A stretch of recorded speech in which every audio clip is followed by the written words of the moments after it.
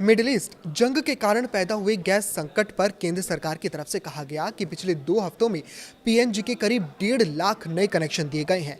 Petroleum और प्राकृतिक gas मंत्रालय की संयुक्त सचिव सुजाता शर्मा ने बताया कि पिछले 3 दिन में 5600 एलपीजी ग्राहक पीएनजी में शिफ्ट हुए। उन्होंने कहा कि भारत सरकार घरेलू ग्राहकों को एलपीजी उपलब्ध कराने के लिए हर लेवल पर हर मुमकिन कोशिश कर रही है। इसीलिए लोगों को अफवाहों पर ध्यान नहीं देना चाहिए और सिर्फ ऑफिशियल जानकारी पर ही भरोसा करना चाहिए। सुजाता शर्मा ने बताया कि कमर्शियल एलपीजी के मामले में लगभग 17 राज्य सरकारों ने अलॉटमेंट ऑर्डर जारी कर दिए हैं और सभी राज्यों और केंद्र शासित प्रदेशों को कमर्शियल एलपीजी सप्लाई कर दी गई है। उन्होंने कहा कि मिडिल ईस्ट जंग के कारण स्थिति चिंताजनक बनी हुई है।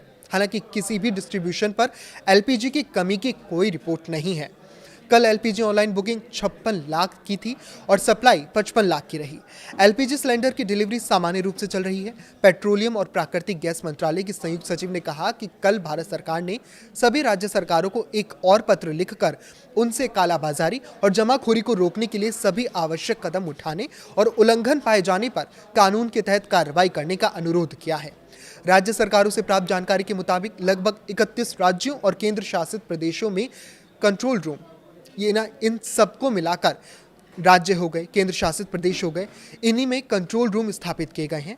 इसके अलावा लगभग तमाम राज्यों और केंद्र शासित प्रदेशों में जिला स्तरीय निगरानी समितियां भी गठित की गई हैं। सुजाता शर्मा ने बताया कि लगभग 15 लाख और केंद्र शासित प्रदेशों ने अतिरिक्त केरोसिन आवंटन के लिए आदेश जारी किए हैं। घबराहट में की जा रही बुकिंग में कमी आ रही है। कल लगभग 57,000 रिफिलिंग बुकिंग मिली है। साथ ही कच्चे तेल की स्थिति और रिफाइनरी प्लांट का संचालन सामान्य है। खुदरा पंपों पर तेल की कमी की कोई सूचना नहीं मिली है। सभी खुदरा आउटलेट पर सामान्य रूप से काम कर रही हैं। घरेलू कच्चे तेल और परिवहन के लिए सीएनजी की आपूर्ति बिना किसी कटौती के 1000% सुनिश्चित है। इसके अलावा केंद्र सरकार ने उन खबरों पर जवाब दिया कि जिनमें कहा जा रहा था कि अगर ग्राहकों ने ई-केवाईसी नहीं कराया तो उनका गैस कनेक्शन काट दिया जाएगा। पेट्रोलियम मंत्रालय ने कहा कि ई-केवाईसी की जरूरत सिर्फ उन्हीं ग्राहकों को है जिनका वेरिफिकेशन अब तक नहीं हुआ है। सरकार ने कहा कि ये कोई नया नियम नहीं है। मंत्रालय ने सोशल मीडिया पर जो जानकारी दी है, ये पुराने अभियान का ही एक हिस्सा है।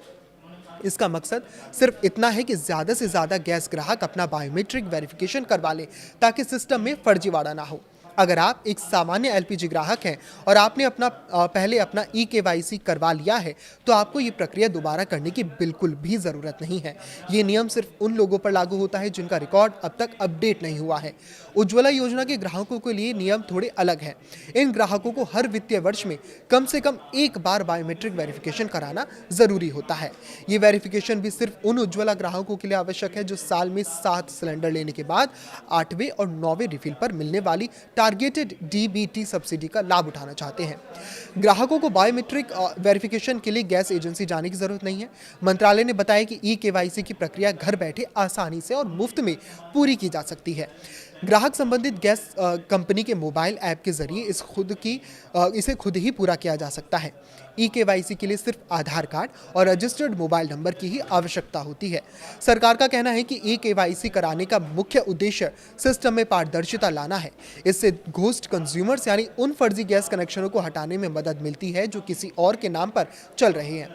इसके अलावा इससे एलपीजी की कालाबाजारी रोकने में भी मदद मिलेगी। ये भ्रम पहली बार नहीं फैलाया जा रहा है। जुलाई 2024 में गैस एजेंसियों ने अपना टारगेट पूरा करने के लिए उन ग्राहकों को कनेक्शन काटने की धमकी दी थी जो सब्सिडी नहीं देते थे लेकिन ई-केवाईसी के लिए मना कर रहे थे। तब एक आरटीआई के जवाब में एचपीसीएल ने कहा था कि उन्होंने ऐसी कोई अनिवार्य सूचना जारी नहीं की है। लिहाजा इन तमाम जितनी भी अफवाहें हैं उन पर ध्यान ना दें और अपने गैस कनेक्शन का इंतजार करें। इस पर आपकी क्या राय है हमें कमेंट करके जरूर बताएं। लाइक करें, शेयर करें और इसी तरह जुड़े रहें। नमस्कार।